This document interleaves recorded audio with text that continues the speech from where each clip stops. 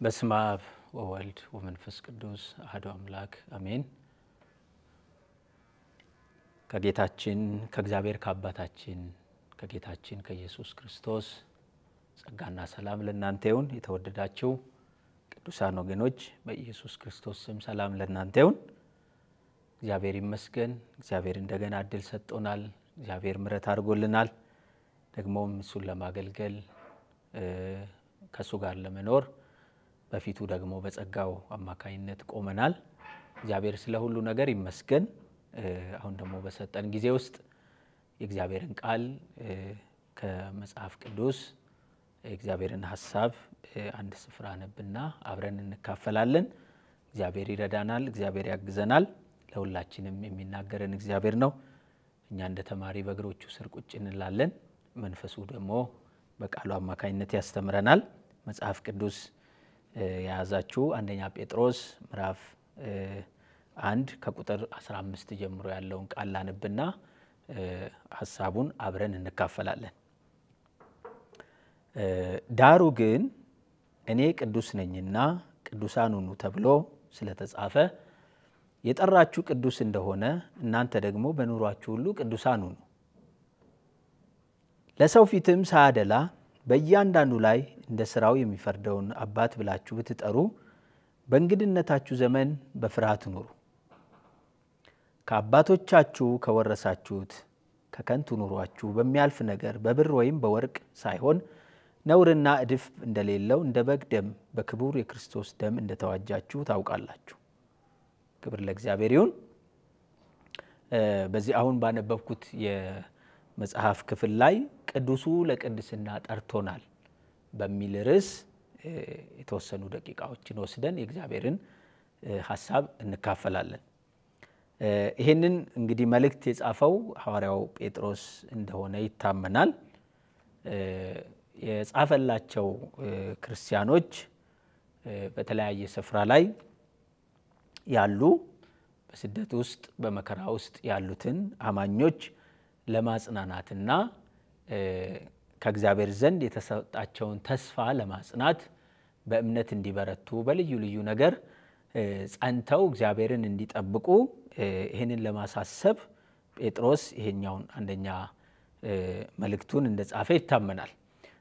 አሁን ካነበብኩት ከቁጥር 15 ከፍ ብሎ ባለው ቁጥር ውስጥ ስለ መዳናችን የተነገሩ እውነቶችን ያዘለ መጽሐፍ ቅዱሳዊ መልእክት እንደሆነ አንብበን መረዳት እንችላለን። ስለ መዳናችን ከዚህ ከቁጥር 15 ጀምሮ ያለው ሐሳብ ደግሞ አሁን ሐሳቤን ማብራራበት ለቅድስና እንደጠራን እግዚአብሔር ይሄው ያዳነን እግዚአብሔር በክርስቶስ ኢየሱስ ከኃጢአት ነፃ ያወጣን እግዚአብሔር አሁን ደግሞ የተጠራንበት ቅድስና ምን አይነት ቅድስና እንደሆነ ይሄንን ደግሞ በጊዜው የነበሩ አማኞች እንዲገነዘቡ ሐዋርያው ጴጥሮስ ይሄንን በመልእክቱ ይጽፍላቸዋል።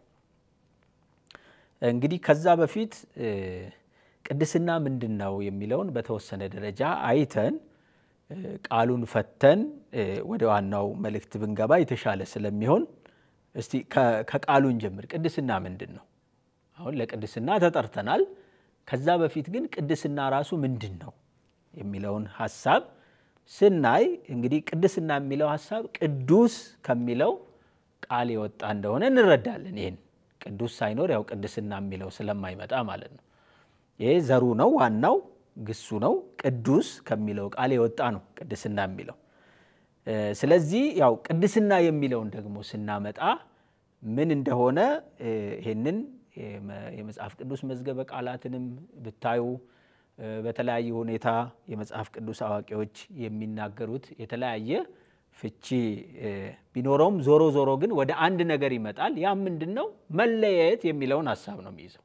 መለየት ለማን የሚለውን ሰው በየአውዱ ሊተረጉመው ይችላል። ግን ቅድስና ማለት መለየት ማለት ነው።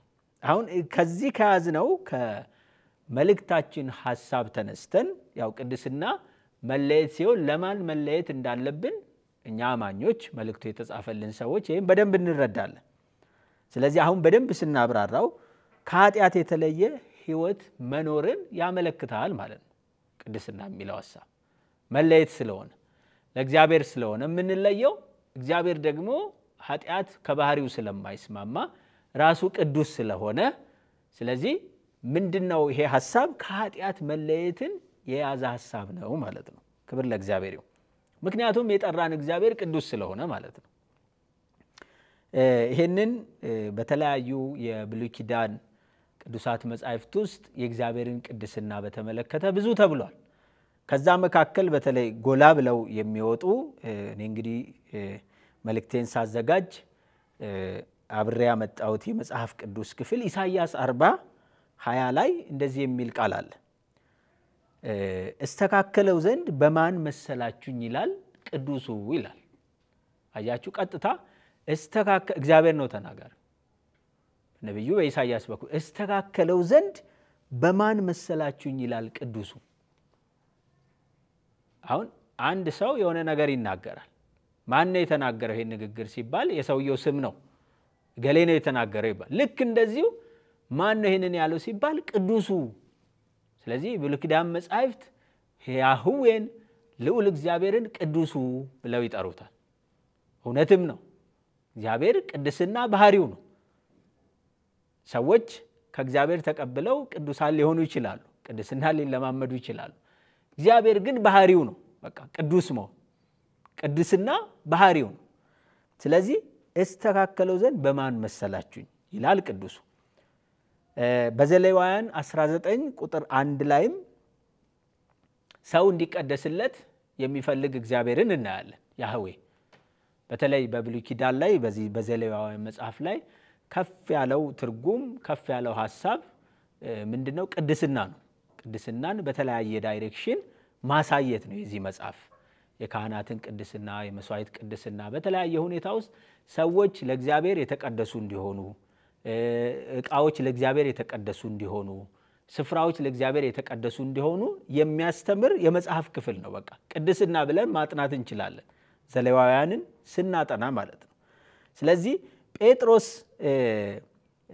የጠራችሁ ቅዱስ እንደሆነ የሚለውን ሐሳብ የወሰደው ከዚህ ከዘሌዋውያን መጽሐፍ ነው ተብሏል በዘሌዋውያን በብሉይ ኪዳን የጠራን እግዚአብሔር ቅዱስ እንደሆነ ይሄን እስራኤል ያውቃል ቅዱሱ እግዚአብሔር እስራኤልን እንደጠራ ልክ በዚህ ሁኔታ በአዲስ ኪዳን ያሉትንም አማኞች የጠራቸው ለቅድስና ማን ነው ራሱ ቅዱስ የሆነው እግዚአብሔር ነው ስለዚህ ከእግዚአብሔር ባህሪ አንፃር ቅድስና ምን መሆን ይገባዋል ማለት ነው ከኃጢአት የተለየ ህይወት መሆን ይገባዋል ማለት ነው ይሄን በተወሰነ ደረጃ እንደዛ ካል የቅድስና ገጽታዎች ምን ናቸው የሚሉትን በተወሰነ ደረጃ ደግሞ እናንሳ በደንብ መብራራት ስላለበት ሐሳቡ ዝም ብሎ ተቀደሱ የሚል መልእክት ብቻ ማቅረብ ሙሉ አያደርገውም ስዕሉን ለምን እንደሚቀደስ ማን እንደሚቀድሰው እንዴት እንደሚቀደስ ይሄንን ነገር በደንብ በግልጽ መብራራት አለበት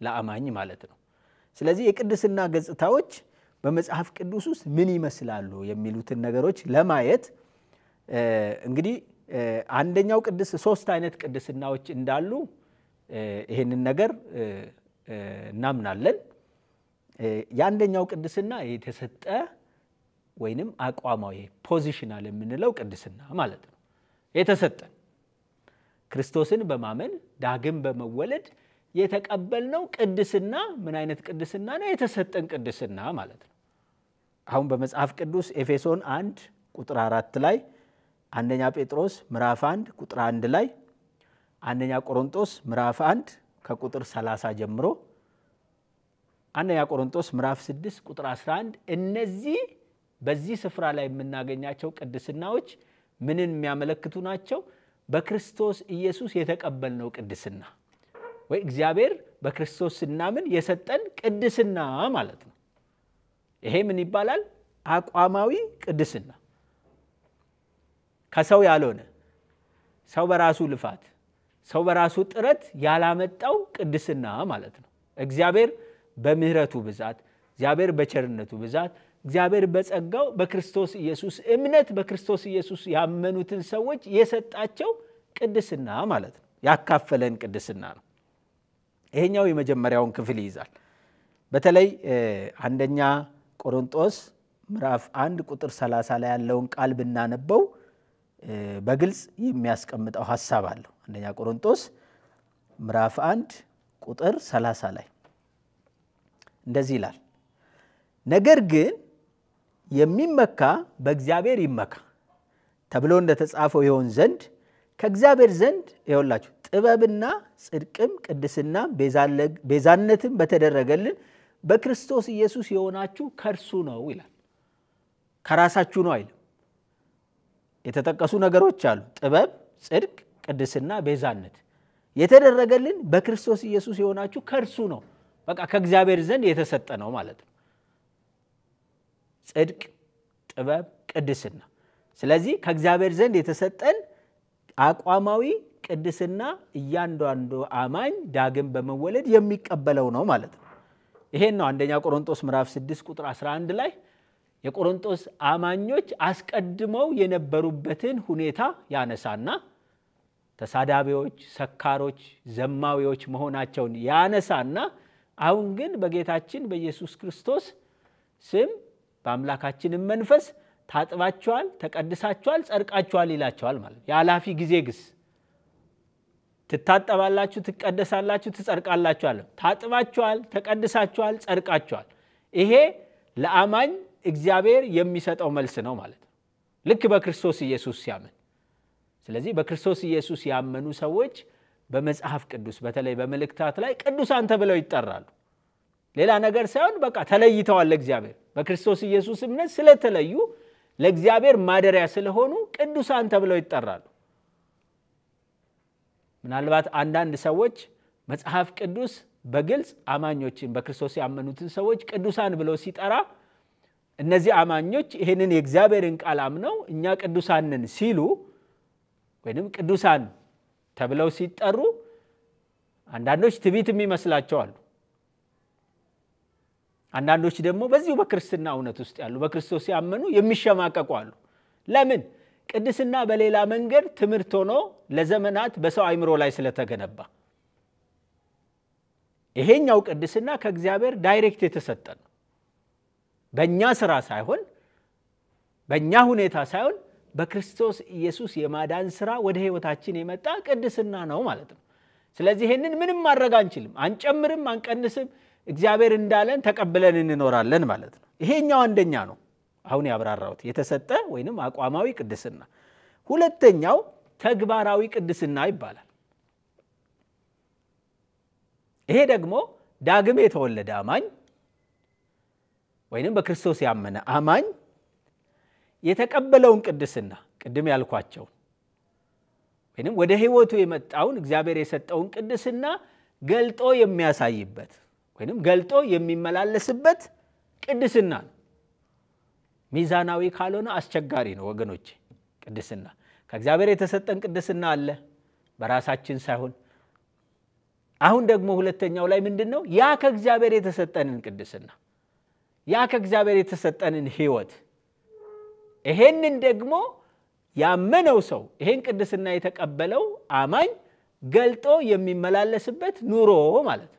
የኑሮ ዘይቤ የሚያሳየው ገልጦ የሚያስነብበው ይሄ ተግባራዊ ቅድስና ይባላል። ክብር ለእግዚአብሔር ይሁን። ይሄ ያማኙን ፈቃድ የሚፈልግ የህይወት ስርዓት ነው። አማኙ ድርሻ አለው ማለት ነው በዚህ ውስጥ ማለት እግዚአብሔር በሰራው ስራ ላይ እግዚአብሔር በሰጠው ቅድስና ላይ የሚጨምረው ነገር አለ ለማለት ሳይሆን በጸጋ የተጀመረ ህይወት በጸጋ ነው የሚያልቀው። ግን ደግሞ ሰው ወይንም አማኝ ከኃላፊነት ወይንም ከነፃ ፈቃድ ነፃ የተለቀቀበት ሁኔታ አይደለም። ክርስቶስ ኢየሱስ ኖሮ ያሳየን ህይወት ወይንም በክርስቶስ የተደረገልን ህይወት። ስለዚህ በተግባራዊ ቅድስና ውስጥ ያማኝን ድርሻ እናያለን ማለት ነው። ብርሃን ናችሁ ተብለናል። የምድር ጨው ናችሁ ተብለናል። ስለዚህ ምንድነው መሆን ያለበት? እግዚአብሔር በመንፈስ ቅዱስ አማካይነት በእኛ ውስጥ ሲኖር የእግዚአብሔር ቤተ መቅደስ ስንሆን የእግዚአብሔር ቃል ብርሃን ናችሁ ጨው ናችሁ ሲለን አው ብርሃን ነኝ ብለን እንድንቀመጥ ብቻ አይደለም፣ አው ጨው ነኝ ብለን እንድንቀመጥ አይደለም። ስለዚህ ብርሃን ነው የተባለ ሰው ብርሃኑን ገልጦ ማሳየት አለበት ማለት ነው። ጨው ነው የተባለ ሰው ጨውነቱን አልጫ በሆነ ነገር ውስጥ ገብቶ ማጣፈጥ አለበት ማለት ነው። ይሄ ምንድነው? ገልጦ የማሳየ ህይወት፣ ገልጦ የማስነበብ ህይወት ማለት ነው። ስለዚህ ይሄ ግድ ነው። ህይወቱን የተቀበለ አማኝ፣ ቅድስናን የተቀበለ አማኝ ቅድስና ለሌለው ዓለም፣ ይሄንን ህይወት ለሌለው ዓለም በተግባር ገልጦ የማስነበብ በተግባር ገልጦ የማሳየት ኃላፊነት አማኙ ላይ አለ ማለት ነው። ይሄኛው ደግሞ በዚህ ምድር ወይንም ዳግም ከተወለድን ጀምሮ በክርስቶስ ኢየሱስ ካመን ሰዓት ጀምሮ ክርስቶስ ኢየሱስ ዳግም እስከሚመጣ ድረስ አማኝ በዚህ ምድር የሚኖረው የህይወት ሥርዓት ነው ማለት ነው። ስለዚህ በክርስቶስ ኢየሱስ አንዴ ጸድቄያለሁ ተቀድሻለሁ ተብሎ እዚህ ጋር የሚቆም ህይወት የለም። ጸድቀናል፣ ተቀድሰናል፣ መጻሕፍት የሚለን ነገር እውነት ነው። በክርስቶስ ተቀድሳችኋል ካለን አሜን ብለን ወስደናል። ስለዚህ በዚህም አቅጣጫ ቅዱሳት መጻሕፍት የሚናገሩትንም እውነት ልክ እንደዛኛው አሜን ብለን መውሰድ አለብን። የኛ ድርሻ የኛ ኃላፊነት በተሰጠን ቅድስና ላይ መጨመር ሳይሆን የተሰጠንን ቅድስና ገልጠን የማሳየት ነው ማለት ነው። ክብር ለእግዚአብሔር ይሁን። ይሄንን በብዙ የሐዲስ ኪዳን መጻሕፍት ክፍሎች ውስጥ እናነባለን። በተግባራዊ ቅድስና ውስጥ የአማኝ ድርሻ በ3 ነጥብ ላሳያችሁ። የመጀመሪያው የቅድስናን ህይወት መፈለግ አለበት። አማኝ የሚፈለግ ነው ማለት ነው። ይሄ ቅድስና ዕብራውያን 12:14 ላይ ትቀደሱም ዘንድ ፈልጉ ተብሎ ተጽፏል በግልጽ። ያለሱ እግዚአብሔርን ማየት የሚችል የለምና ስለሚል ማለት ነው። ፈልጉ፣ እግዚአብሔር ከሰጣችሁ ከዚህ ቅድስና ጋር ተስማሙ፣ ገልጦ ለማሳየት ትጉ። ምክንያቱም የገባ ነገር ካለ መታየቱ አይቀርም፣ የተሰጠ ነገር ካለ መገለጡ ስለማይቀር ማለት ነው። አንደኛው የአማኝ ድርሻ ምንድነው? የቅድስና ህይወትን መፈለግ አለበት፣ የሚፈለግ ተደርጎ ስለቀረበ። በሁለተኛ ደረጃ ብልቶቹን ለእግዚአብሔር ማቅረብ አለበት። በእያንዳንዱ ጉዳይ ላይ አፍ ቢሆን፣ አይን ቢሆን፣ ጆሮ ቢሆን፣ እጅ ቢሆን፣ እግር ቢሆን ለእግዚአብሔር መቅረብ አለበት ማለት መጀመሪያ ላይ ቅድስናን ስናይ ለእግዚአብሔር መለየት ስላል እያንዳንዱ ነገር ለእግዚአብሔር የተለየ መሆን አለበት ማለት ነው።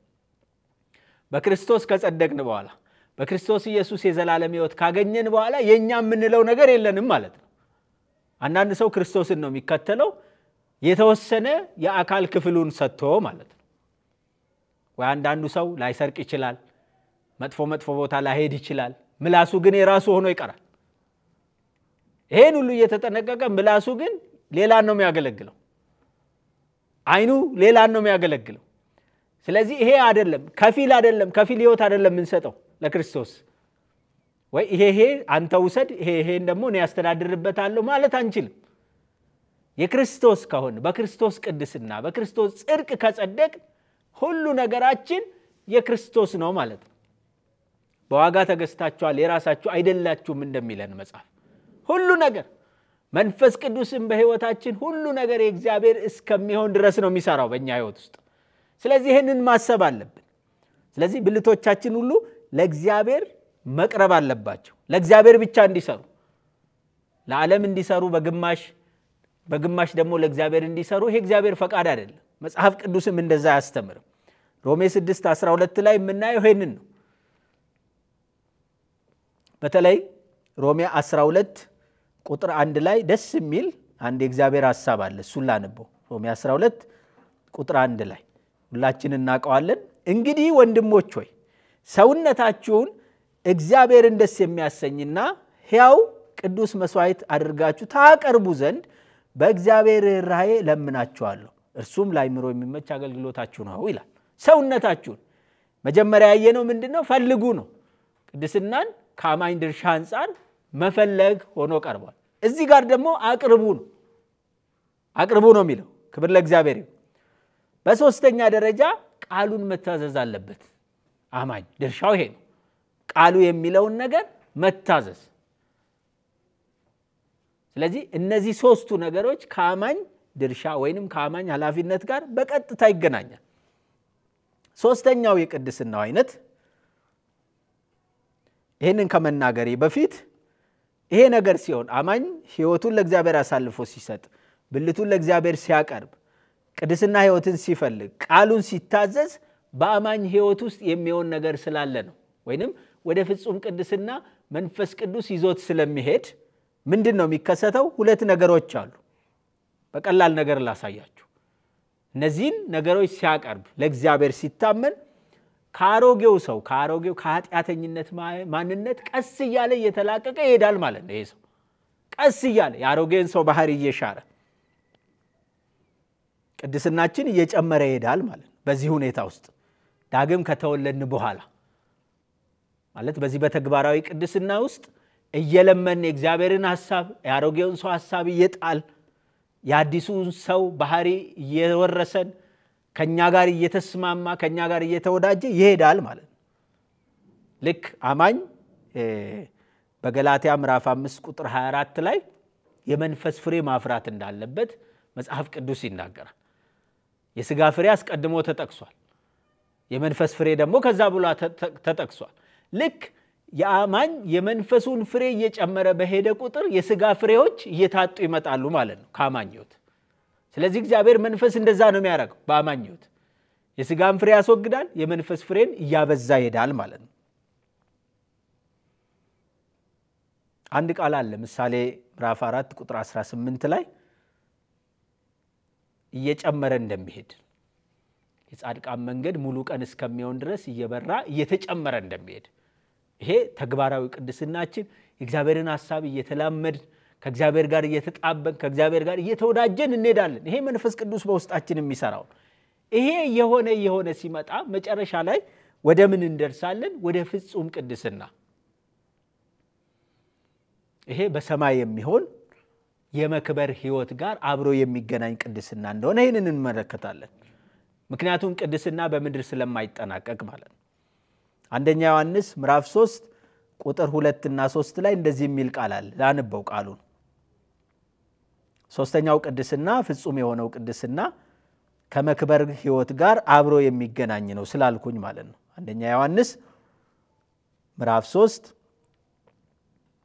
ቁጥር 2 ወዳጆች ሆይ አሁን የእግዚአብሔር ልጆች ነን ምን እንደምንሆን ገና አልተገለጠም ዳሩ ግን ቢገለጥ እርሱ እንዳለ እናየዋለንና እርሱን እንድንመስል እናውቃለን ይላል አሁን ምን እንደሆን አናውቅም አሁን የእግዚአብሔር ልጆች ነን ምን እንደምንሆን ገና አልተገለጠም በእምነት የእግዚአብሔር ልጆች ሆነናል ዳሩ ግን ቢገለጥ ያኔ ሲገለጥ ምን አይነት ነገር እንደሚኖረን ሲናገር አንደኛ እርሱ እንዳለ እናየዋለንና እርሱን እንድንመስል እናውቃለን ይላል ፍጹም የሆነ ቅድስና የልጁን መልክ እንዲመስሉ እግዚአብሔር አብ አስቀድሞ ወስኖ የጠራቸው ሰዎች የሚደርሱበት የቅድስና ጫፍ መለካው የቱ ነው ፍጹም የሆነ ቅድስና ይሄ ኃጢአት የማይስማማው ችግር የማይስማማው ይሄ ከሞት ባሻገር የሚመጣው እግዚአብሔር ወደዚህ ቅድስና ነው በመንፈስ ቅዱስ እየገፋን የሚሄደው እያለማመድ መጨረሻ ላይ የምንደርስበት ቅድስና ይሄ ቅድስና ነው ማለት ነው ይሄ በሁለተኛ ቆሮንቶስ ምዕራፍ 3 ቁጥር 18 ላይ ከክብር ወደ ክብር እየተለወጥን እንሄዳለን ያለው ጳውሎስ ይሄንን ቅድስና እየተጨመረ የሚመጣ ወደ ክብር የሚወስድ ወደ ከበረ ሕይወት የሚወስድ ይሄ ቅድስና ነው ማለት ነው ስለዚህ የቅድስና ገጽታዎች የተሰጠ አቋማዊ ቅድስና አለ በክርስቶስ ዳግም ስናምን ስንወለድ የተሰጠን ከዛ ተግባራዊ ቅድስና አለ ይሄንን ቅድስና የምንገልጥበት ኑሯችን መጨረሻ የሚመጣው ፍጹማዊ ቅድስና የምንለው ነው ይሄ ሲሆን እንግዲህ የቅድስና መለኪያችን ማን ነው የሚሆነው ማለት ነው ራሱ እግዚአብሔር ማለት ነው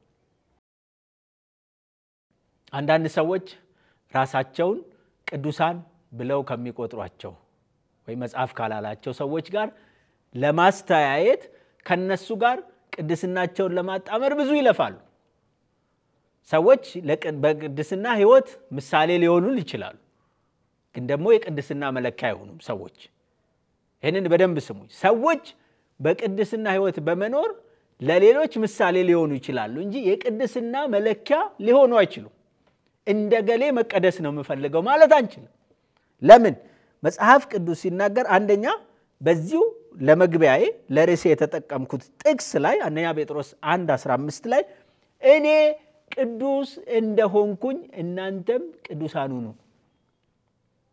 የጠራችሁ ቅዱስ እንደሆነ እናንተም ቅዱሳን ሁኑ።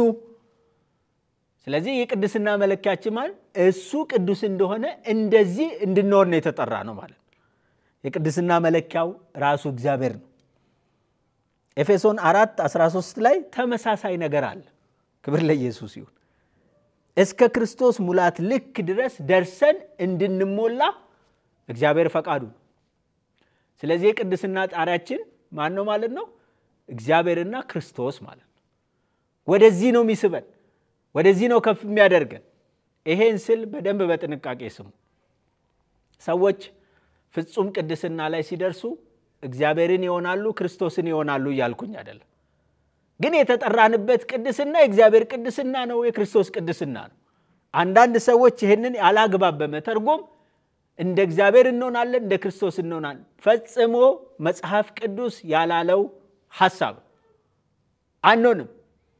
ፍጹምም ሆን ተግባራዊ ቅድስና ውስጥም ሆን ሰው ነን። ሰው ሆነን የተፈጠርነው፣ ሰው ሆነን ነው የምንጨርሰው። እግዚአብሔር ደግሞ ቅዱስ ነው። ቅድስና ባህሪው ነው፣ ገንዘቡ ነው። እግዚአብሔርም እንደ እግዚአብሔርነቱ ለዘላለም ይኖራል። ስለዚህ የተጠራንበት ቅድስና ግን የክርስቶስ ቅድስና ስለሆነ መለኪያችን ሆኗል። የልጁን መልክ እንዲመስሉ ይሄ እግዚአብሔር ፈቃድ ስለሆነ ነው። ክብር ለእግዚአብሔር ይሁን። ስለዚህ በሚለዋወጥ ሰው፣ በሁኔታዎች በሚደነቃቀፍ ሰው፣ በመጽሐፍ ቅዱስ የምናውቃቸው ብዙ ቅዱሳን የተባሉ ሰዎች የእግዚአብሔር ወዳጆች ሕይወታቸው ውድቀትም አለበት፣ ከእግዚአብሔር ጋርም ጥሩ ጊዜ ያሳለፉ፣ እግዚአብሔር የወደዳቸው፣ እግዚአብሔር የመሰከረላቸውም ሰዎች ናቸው። ስለዚህ እንደዚህ አይነት ሰዎች ላይ መለኪያ አድርጎ ቅድስናችንን አያስቀምጥም እግዚአብሔር።